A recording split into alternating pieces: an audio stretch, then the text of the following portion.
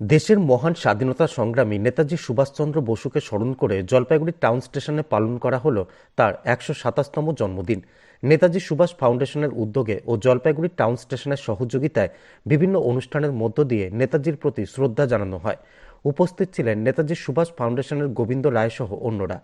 নেতাজি সুভাষ ফাউন্ডেশনের অন্যতম কর্মকর্তা গোবিন্দ রায় বলেন, নেতাজি সুভাষচন্দ্র বসু ১৯৩৯ সালে জাতীয় কংগ্রেসের সভাপতি থাকাকালীন সময়ে জলপাইগুড়ি এসেছিলেন। জলপাইগুড়ি টাউন স্টেশনের সঙ্গে জড়িয়ে রয়েছে নেতাজির অনেক স্মৃতি। এর জন্য এখানে গড়ে তোলা হয়েছে একটি ফটো গ্যালারি। এদিন টাউন স্টেশনের যাত্রী সহ স্থানীয়দের সঙ্গে নিয়ে পালন করা হয় নেতাজির জন্মজয়ন্তী। আজকে ২৩শে জানুয়ারি মহান দেশপ্রেমিক নেতা নেতাজি সুভাষচন্দ্রের ১২৮তম জন্মদিন।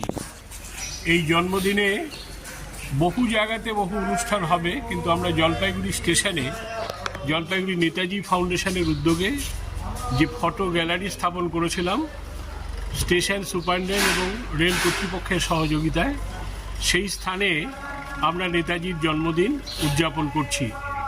এবং এই অনুষ্ঠানে এই স্টেশনের যত কর্মরত কর্মচারী আছেন, আমাদের যাত্রী সাধারণ আছেন, তারা সকলে এই অনুষ্ঠানে অংশগ্রহণ করেন। নেতাজির জন্মদিন উপলক্ষে আমরা প্রতিবারই এখানে সমবেত হই এবং রেল কর্তৃপক্ষের কাছে আমরা আমাদের আবেদন জানাই। এবারও আমরা সেই আবেদনই করছি যে জলপাইগুড়ি সেরকম একটি স্টেশন যেখানে নেতাজি সুভাষচন্দ্র বসু অবতরণ করেছিলেন।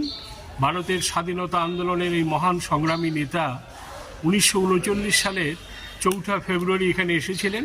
আমরা সেই দিনটিও যথাযথ মর্যাদায় এখানে উদযাপন করি। আজকে তার জন্মদিনে শ্রদ্ধা জ্ঞাপনের উদ্দেশ্যে আমরা আপামর নেতাজি অনুগামী মানুষ এখানে সমবেত হয়েছি। নেতাজি সুভাষ ফাউন্ডেশনের উদ্যোগে আজকের এই অনুষ্ঠান সংগঠিত।